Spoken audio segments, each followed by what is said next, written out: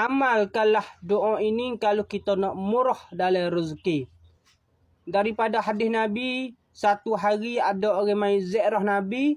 Apabila orang mai ziarah, adat Nabi ataupun akhlak Nabi, sunnah Nabi, ya akik makan ni bui kepada orang mai ziarah. Tetapi di hari itu makan ni tak ada di dalam rumah dia, maka dia suruh sahabat-sahabat dia tengok makan ni di dalam rumah isteri-isteri Nabi. Apabila sahabat kita tengok makan ni di dalam rumah isteri Nabi, tak ada juga makan ni. Lepas tu tak boleh akak lah makan ni bui kepada orang mai ziarah Nabi.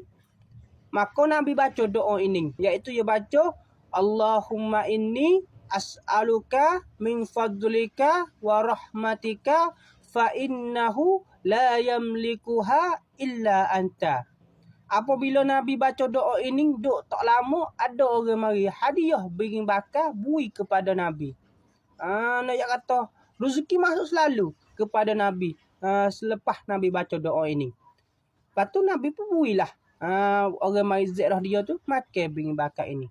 Begitulah kita. Kalau kita berasa payah di dalam rumah tangga, berasa serabut, duit tak cukup makan ni, kerja gapo pun tak berjaya, kerja gapo pun terlekat, cuba kita baca doa ini, insya-Allah dengan izin Allah Subhanahu Wa Taala kita akan murah dalam rezeki, rezeki masuk dalam rumah tangga kita dengan tak suka-suka.